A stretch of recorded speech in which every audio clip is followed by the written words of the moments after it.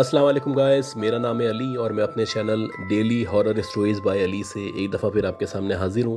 उम्मीद करता हूँ आप सब खैरियत से हैं और खुश हैं। तो प्लीज़ जिन लोगों ने अब तक मेरे चैनल को सब्सक्राइब नहीं किया वो इसको सब्सक्राइब कर लें, लाइक करें और अगर हो सके तो शेयर करें। हमेशा की तरह अपना व्हाट्सएप नंबर और ईमेल एड्रेस आपसे शेयर कर रहा हूँ। अगर आप अपनी स्टोरीज़ को शेयर करना चाहते हैं तो यू आर वेलकम। अब हम चलते हैं अपनी पहली स्टोरी की तरफ। और जो पहली स्टोरी है ये मिस मारिया ने हमें भेजी है। ये स्पेन में रहती हैं। ये बताती हैं कि शुरू शुरू में जब ये लोग आए थे और इनके फादर को जो है बड़ी मुश्किल से एक जॉब मिली थी, क्योंकि आपको पता है कि वहाँ पे लैंग्वेज बैरियर होता है। जैसे कि यहाँ पे मैं रहता हूँ तो मुझे ही पता है कि आप अगर किसी ऐसे रीजन में रह रहे हो जहाँ पे उर्दू ना हो, ना हिंदी हो, ना इंग्लिश हो, तो वहाँ पे सर्वाइवल जो है आपका बड़ा डिफ़िकल्ट होता है। आपको लैंग्वेज लाजमी सीखनी पड़ती है और जब तक आपको लैंग्वेज ना आए आपको डिफ़िकल्टीज़ का सामना करना पड़ता है। खैर ये बताती हैं कि इसी तरह हुआ कि जब इन लोगों ने अपनी इमिग्रेशन की है, जो भी मतलब वहाँ पे गए ये लोग, तो शुरू में बहुत डिफ़िकल्टीज़ इन्होंने देखी, ख़ास तौर पे रिहाइश के हवाले से। शुरू में इन लोगों ने होटल लिया हुआ था, वो होटल बड़ा महंगा था और इनके फादर जो हैं वो एक तो जॉब तलाश कर रहे थे, दूसरा वो तलाश कर रहे थे कि कोई अच्छी सी जगह मिल जाए रिहाइश की जहाँ पे वे फैमिली रह सकें, क्योंकि होटल में रहना अफोर्ड करना आसान नहीं होता। वेल ये बताती हैं कि काफ़ी तगोदोग के बाद इनको एक घर मिला और वो घर शहर से थोड़ा सा आगे था, लेकिन बहरहाल इन्होंने सोचा कि अल्लाह का शुक्र है घर मिल गया। यहाँ पे घर मिलना भी आसान नहीं होता। खैर जैसे तैसे इन लोगों ने अपनी शिफ्टिंग वगैरह वहाँ पे की, सामान होटल से वहाँ पे मूव किया और वहाँ जाके रिहाइश इन्होंने शुरू कर दी। ये बताती हैं कि जब से हम वहाँ पे गए थे तो वहाँ पे हम ये देख रहे थे कि कुछ एबनॉर्मल चीज़ें ऑब्ज़र्व कर रहे थे हम लोग। जैसे कि हम अपनी चीज़ें जहाँ पे रखा करते थे, थोड़ी देर बाद देखते थे तो वहाँ पे मौजूद नहीं होती थी और कभी कभी तो ऐसी जगह से मिलती थी जहाँ से हम एक्सपेक्ट भी नहीं कर सकते थे। मिसाल के तौर पे ये बताती है कि मेरी बुक्स थी, वो सारी मैंने टेबल पे रखी और जब मैं उनको तलाश करने के लिए निकली तो मुझे कहीं नहीं मिली। पूरा घर ढूंढ लिया और जब घर ढूंढने के बाद मैं नीचे आके बैठी तो मैं मायूस हो चुकी थी और मुझे उम्मीद थी कि अब मुझे बुक्स नहीं मिलेंगी। खैर ये बताती हैं कि फिर मैं किसी काम से किचन में गई और जब किचन में गई तो वो जो बुक्स थी वो वहाँ पे रखी हुई थी। इसी तरह ये बताती हैं कि अक्सर ऐसा होता है कि हम लोग जैसे कोई काम कर रहे होते हैं तो एकदम से ऐसा लगता है कि पीछे कोई आके खड़ा हो गया है या कोई सामने से एकदम से गुजरा है, किसी की प्रेजेंस है जो यहाँ पे मौजूद है। ये बताती हैं कि फ्रॉम द डे वन, जब से मैं यहाँ पे शिफ्ट हुई थी, हम लोग यहाँ पे आए थे, तो उस वक्त से ही हमारा दिल जो था वो मान नहीं रहा था कि हम यहाँ पे सेटल हों। बस किसी भी तरह हमने कड़वा घूंट पी लिया था, क्योंकि हमारे पास शॉर्ट ऑफ फंड था, उसके बाद नया मुल्क था और बहुत ज़्यादा डिफ़िकल्टीज़ थी हमारे साथ। बेसिकली सर्वाइवल वॉर थी, तो इसलिए हमने सोचा कि अब रह लेते हैं। अब ये बताती है कि जो हमारे मतलब फादर थे, उनकी जो जॉब थी वो 7 डेज़ अ वीक थी, यानी कोई भी छुट्टी नहीं थी। हालांकि नॉर्मली ऐसी जॉब्स नहीं हुआ करती, लेकिन क्योंकि ये नए थे, इनके पास लैंग्वेज का भी बैरियर था, तो उन्होंने ऐसी जगह ज्वाइन कर लिया जहाँ पे इनको रोज़ाना जाना होता था। ऑल्दो उनको पैसे सही मिल रहे थे, लेकिन उन्होंने फिर भी वहाँ पे ज्वाइन कर लिया था। अब ये बताती हैं कि इसी तरह एक संडे की जो है मॉर्निंग थी और मेरे पेरेंट्स जो हैं वो, फादर जॉब पे थे और मेरी जो मदर थी वो बाहर किसी सामान को लेने के लिए गई थी। मैं अकेली घर पे मौजूद थी, तो एकदम से मेरी आँख खुली और जब मेरी आँख खुली तो शायद ये 9, साढ़े 9, 10 बजे का टाइम था सुबह का। और जैसे ही मेरी आँख खुली, कमरा मैं अंधेरा करके सोया करती थी, तो मेरी नज़र एकदम खिड़की की तरफ पड़ी और जब मेरी नज़र वहाँ खिड़की की तरफ पड़ी तो मैंने वहाँ पे देखा कि एक छोटे से कद का आदमी है जो वहाँ पे खड़ा हुआ है। पहले तो मुझे ऐसा लगा कि शायद मेरा वहम है, लेकिन जब मैंने गौर किया तो वाकई में कमरे के अंदर की तरफ गेट के पास एक छोटे से कद का आदमी था जो मौजूद था और वो बहुत काला सा था। मतलब मुश्किल से उसकी 2 या 3 फीट हाइट होगी और इस हाइट के लोग मैंने ज़िंदगी में कभी नहीं देखे हैं। बहरहाल जब मैंने देखा तो मैं हैरान रह गई। पहले तो मेरी समझ ही नहीं आया कि ये क्या हो रहा है, क्या मैं ख्वाब देख रही हूँ या ये हकीकत है। खैर बहरहाल ये बताती हैं कि जब मैंने गौर किया तो ये हकीकत थी। और दूसरी चीज़ मैं जो अपने अंदर महसूस कर रही थी वो फ़िज़िकल चेंज था, यानी जो मेरा जिस्म था वो मुकम्मल तौर पे मेरे बस में नहीं रहा था। ऐसा लग रहा था कि मैं बिल्कुल सुन हो चुकी हूँ। मैं हाथ भी हिलाना चाह रही हूँ तो हाथ नहीं हिल रहा, मैं बोलना चाह रही हूँ तो बोल नहीं पा रही, मैं कुछ कहना चाह रही हूँ तो कुछ कह नहीं पा रही। अब ये बताती है कि आई रिमेंबर कि कुछ देर तक ये सब कुछ चलता रहा। उसके बाद मुझे याद नहीं है कि मैं बेहोश हुई हूँ या मैं नींद में चली गई हूँ। और जब मेरी आँख खुली तो मेरी मदर, इवन कि मेरे फादर भी आ चुके थे और मैं तकरीबन पिछले 2 दिन से सो रही थी। उन्होंने आके मुझे उठाया, कोशिश की और मैं उठ नहीं सकी, तो वो बहुत परेशान हुए। फिर करीबी डॉक्टर से कंसल्ट किया और उसने कहा कि ओके है, बस हो सकता है कि नींद ज़्यादा आ रही है उसको। वेल ये बताती हैं जब मैं उठी, मेरी आँख खुली तो मुझे शदीद बुखार था और पूरे जिस्म में दर्द हो रहा था और ऐसा लग रहा था कि मेरा जिस्म सूज चुका है। खैर जो इनकी मदर थी उन्होंने कहा कि भाई परेशान नहीं हो, और ऐसा हो जाता है, और आइंदा मैं तुम्हें कभी भी घर पे अकेला नहीं छोड़ूंगी, ख़ास तौर पे इस घर में तुम्हें अकेले नहीं रहना है। अभी बताती हैं इसी तरह 3-4 दिन मज़ीद गुजर गए और उसके बाद ऐसा हुआ कि हम लोग रात को सोने के लिए लेटे तो तकरीबन रात के 12-1 बजे का टाइम था। सर्दी आपको पता है बहुत होती है यहाँ पे।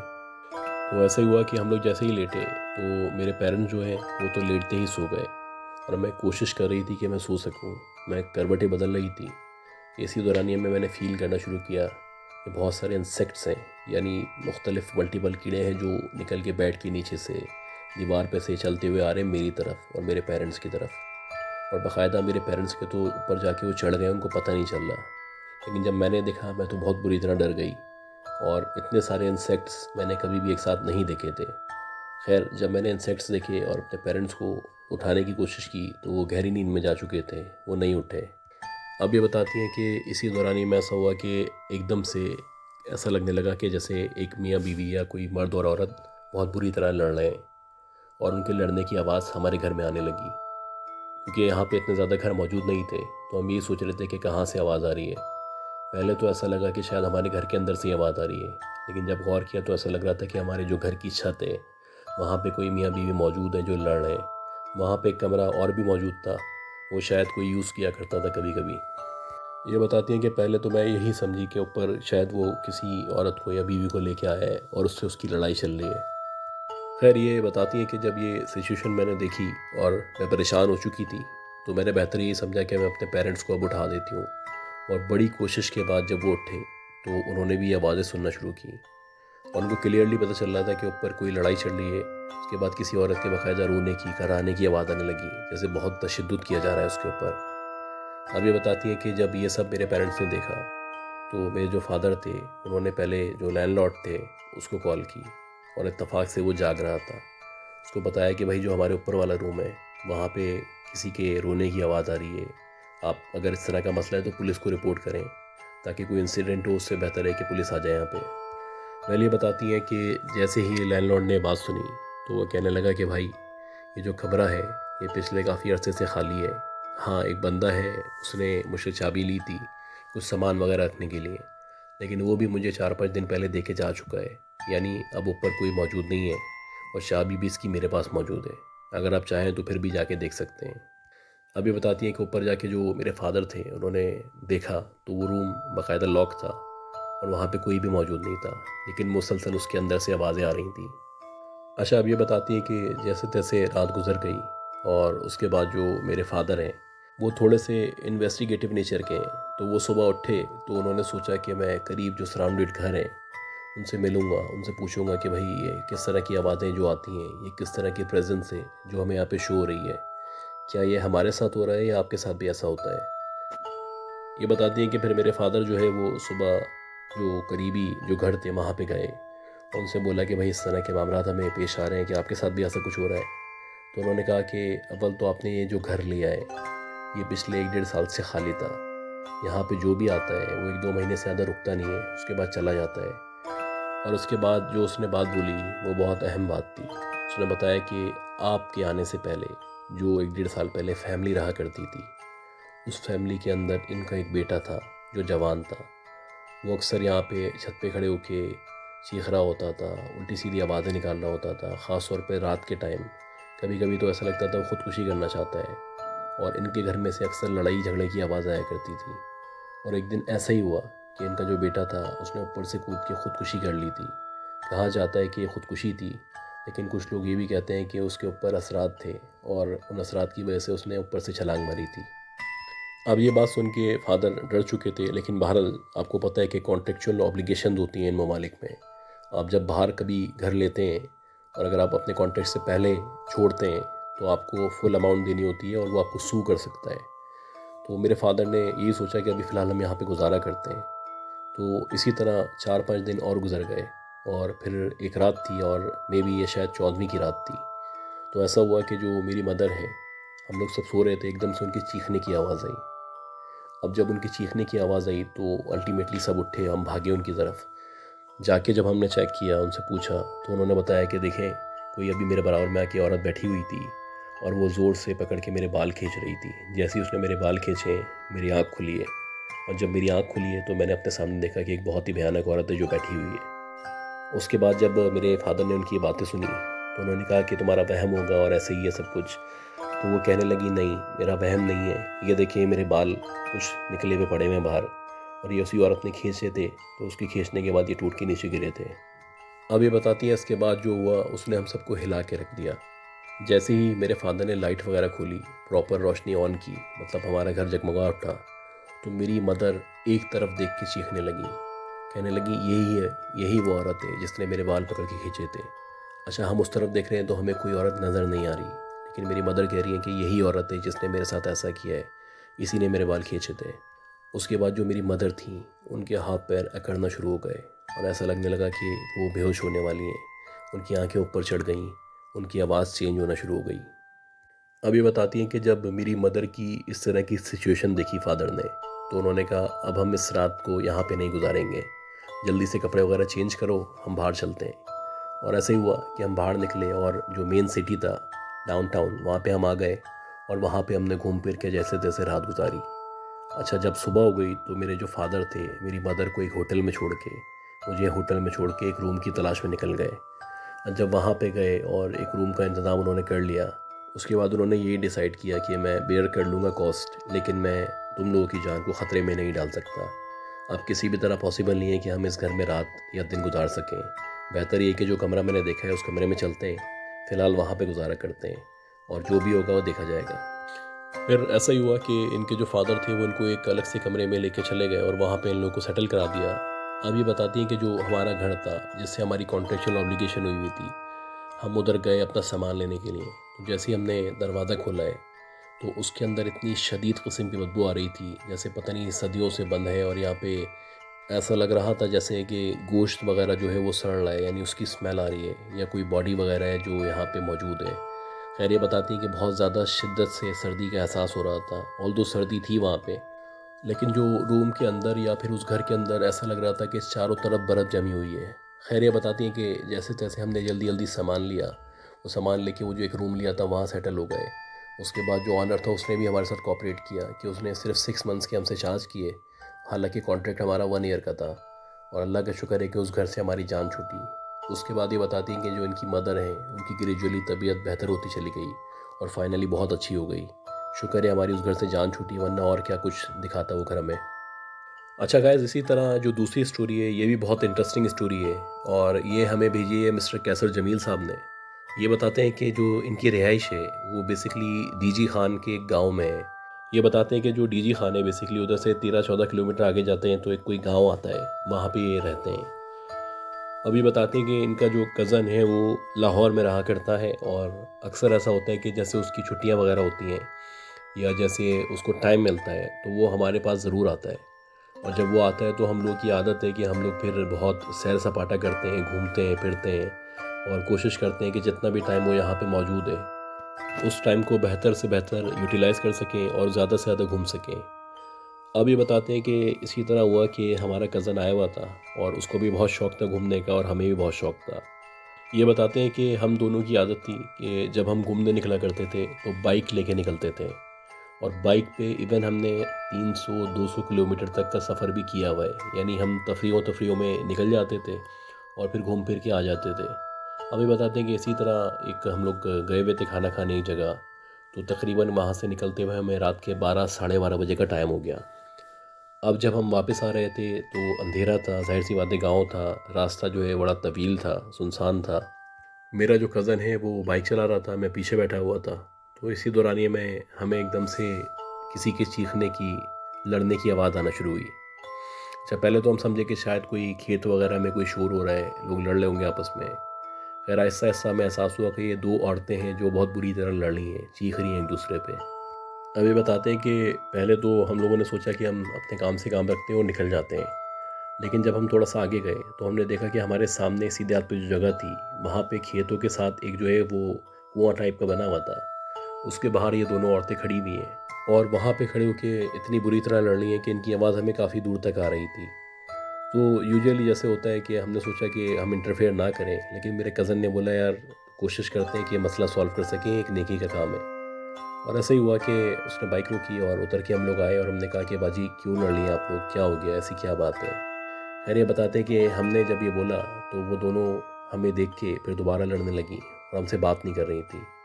खैर मेरा कज़न जो था वो चाह रहा था कि मसला सॉल्व हो जाए और हम एक अच्छा काम करके यहाँ से आगे चलें, लेकिन बज़ाहिर तो यही लग रहा था कि वो दोनों औरतें जो हैं वो हमें मुकम्मल नज़रअंदाज कर रही हैं और किसी खाते में नहीं ला रही। खैर ये बताते हैं कि उसके बाद जो मेरा कज़न था उसने दोबारा उनको बोला कि बाजी क्या हो गया, क्यों लड़ रहे हो आप लोग, इस तरह लड़ना सही नहीं होता। अब जब मेरे कज़न ने दोबारा ये कहा तो वो दोनों औरतें जो थीं उन दोनों ने मेरे कज़न की तरफ और मेरी तरफ देखना शुरू किया। ये बताते हैं कि एक बहुत ही क्रीपी सी मुस्कुराहट उन दोनों के चेहरे पे मौजूद थी, जैसे बहुत तंज़िया अंदाज में कोई हंसता है। और हंसते हंसते वो हमें देखने लगी और उनके बाल जो थे वो खुले हुए थे। अब ये बताते हैं कि हम उनको देख ही रहे थे, वो हमें देख रही थी और देखते ही देखते वो गायब हो गई। जब हमने ये देखा तो हमें यकीन ही नहीं आया कि हमारे साथ ये हुआ है। बहरहाल जैसे ही हमारे सेंसेस बहाल हुए तो हम जल्दी से भागे, बाइक स्टार्ट की और आगे निकले। अब हम पूरे रास्ते दोनों थर थर काँप रहे थे, हमें बहुत ज़्यादा सर्दी का एहसास हो रहा था। समझ नहीं आ रहा था कि हमारे साथ ये हुआ क्या है, क्या हमने कोई ख्वाब देखा है या हकीकत में हमारे साथ ये सब कुछ हुआ है। अब ये बताते हैं कि जैसे तैसे बाइक भगाते हुए हम लोग खैरियत से अपने गांव पहुंचे। हमारी हालत बुरी हुई हुई थी और ऐसा लग रहा था कि हम बुखार के अंदर तप रहे हैं, हमारा जिस्म दहक रहा है। बहरहाल जैसे तैसे हमने बाइक खड़ी की और अपने घर की तरफ आने लगे। तो ये बताते हैं कि जब हम घर की तरफ आ रहे थे तो हमने ये देखा कि जो हमारा घर है उसके जो राइट साइड वाला एरिया है वहाँ पे हमारे कुछ जानवर वगैरह हैं वो बंधे होते हैं, यानी फार्मिंग वगैरह का छोटा सा काम है हमारा वहाँ पे। तो हमने ये देखा कि वहाँ पे जो सीधे हाथ वाला हिस्सा है वहाँ पे कोई दो औरतें हैं जो खड़ी हुई हैं। पहले तो हमारे जहन में यही आया कि शायद ये इसी गांव की कोई औरतें होंगी, लेकिन ये प्रैक्टिकली मुमकिन नहीं था, क्योंकि जो हमारा गांव था यहाँ पे लोग आमतौर पे 8-9 बजे 10 बजे तक सो जाया करते थे और औरतों का बाहर निकलना तो वैसे ही नामुमकिन था। तो बहरहाल हमारी समझ नहीं आया कि ये क्या है। हमने जब करीब जाके देखा तो वही दो औरतें जो पीछे हमें मिली थी, जो लड़ रही थी, वही दोनों यहाँ पे खड़ी हुई हैं। हमें अच्छी तरह याद है कि हम अपनी बाइक को भगाते हुए तेज़ तेज़ भगाते हुए यहाँ पहुँचे थे, लेकिन ये औरतें हमसे पहले यहाँ पे कैसे मौजूद थी। दूसरी चीज़ ये है कि वो औरतें हमारे सामने देखते ही देखते गायब हुई थी। अब ये औरतें दोबारा यहाँ कैसे आ गई। हम इन्हीं ख्यालात में गुम थे कि दोबारा से वो जो एक औरत थी उनमें से, उसने बहुत क्रीपी स्माइल के साथ हमें देखना शुरू किया और हमारे कज़न की तरफ इशारा करके कहने लगी कि मुझे पता है कि तुम बहुत बुरी तरह डर चुके हो और तुम डरो नहीं, हमारे पास आओ और आके हमारी जो लड़ाई है उसको ख़त्म करवाओ। मुझे बहुत अच्छा लगा जब तुम आए थे हमारी लड़ाई ख़त्म करवाने के लिए। जब हमने ये सुना और देखा तो हम लोग अपने घर की तरफ भागे और जल्दी से हमने जाके दरवाज़ा पीटना शुरू किया। और जब हमने दरवाज़ा पीटना शुरू किया तो जो हमारे पेरेंट्स थे वो निकल के बाहर आ गए और जैसे ही हमारी ये हालत देखी तो वो परेशान हो गए कि एकदम से क्या हो गया है, तुम्हारी सांस क्यों फूली हुई है, तुम लोग इतना डरे हुए क्यों हो। और उसके बाद जब उन्होंने हमें हाथ लगा के चेक किया तो हम बाकायदा बुखार से काँप रहे थे। खैर जैसे तैसे हम लोग अपने बेड तक पहुँचे, वहाँ जाके लेटे, थोड़ा रेस्ट किया, थोड़े से औसान बहाल हुए।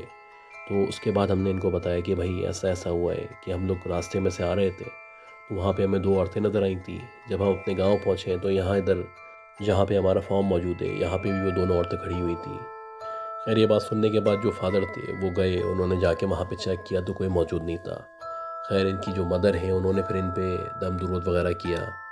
ये बताते हैं कि 2 से 3 दिन तक हम लोगों को शदीद बुखार रहा। इसी दौरानिए में हमने डॉक्टर को भी दिखाया। उसके अलावा जो हमारे फादर थे, उन फादर के एक जानने वाले थे पीर साहब, तो उन पीर साहब से भी रब्ता किया गया और जब उन पीर साहब से रब्ता किया गया, उनको बताया गया कि ऐसा ऐसा हुआ है, तो उन्होंने हमारे घर विज़िट किया और हमारा जो एरिया था उसको भी देखा। जब उन्होंने हमारे घर विज़िट किया तो उन्होंने बताया कि भाई ये जो बच्चे थे वहाँ पे जहाँ गए थे, इनका जो सामना था वो बुनियादी तौर पे 2 चुड़ैलों से हुआ था और अब कोशिश करें कि इनको अभी कुछ दिन तक कम से कम मगरिब के बाद बाहर ना जाने दें। कुछ वज़ाइफ वगैरह मैं आपको बता रहा हूँ, ये वज़ाइफ और ये आयत मुसलसल पढ़ते रहें और कुछ तावीज़ात है जो मैं आपको दे रहा हूँ। आपको जो मैंने हिदायत दी है उन पे अमल करना है। अगर आप इन हिदायत पे अमल नहीं करेंगे तो आप अपने बेटे को और बाकी जो दूसरा लड़का था उसको खो सकते हैं। क्योंकि ये जो दोनों औरतें हैं या जो चुड़ैलें हैं ये यहाँ तक घर तक आ गई हैं इनके पीछे पीछे। अब कोशिश करके हमें इनको भगाना होगा। जब ये चले जाएंगी तो हालात नॉर्मल हो जाएंगे। कुछ दिनों तक आपको एहतियात करनी है, ख़ासतौर पे मगरिब से फजर का जो टाइम है, इस दौरान ये में इन दोनों को बाहर नहीं निकलने देना है। अब ये बताते हैं कि जो उन्होंने हिदायत वगैरह दी थी उन पे हमने अमल किया और मुसलसल हम तिलावत वगैरह करने लगे, नमाज की पाबंदी करने लगे और आहिस्ता आहिस्ता करके अल्लाह का शुक्र है कि हालात सही हो गए और उस मुसीबत से हमारी जान छूटी। उसके बाद ये बताते हैं कि हमने तौबा कर ली कि कभी भी लेट नाइट हम किसी भी ऐसी जगह नहीं जाएंगे जो सुनसान हो, वीरान हो या जहाँ पे कोई मौजूद ना हो। तो गाइज़, उम्मीद करता हूँ कि आपको ये स्टोरीज़ जो हैं वो पसंद आई होंगी। अगर आपको स्टोरीज़ पसंद आई हैं तो प्लीज़ मेरे चैनल को लाइक करें, सब्सक्राइब करें और शेयर करें और दुआ करें कि अल्लाह ताला हम सबको सेहत दे, ज़िंदगी दे और कामयाबी दे। अपना ख्याल रखिएगा। अल्लाह हाफ़िज़।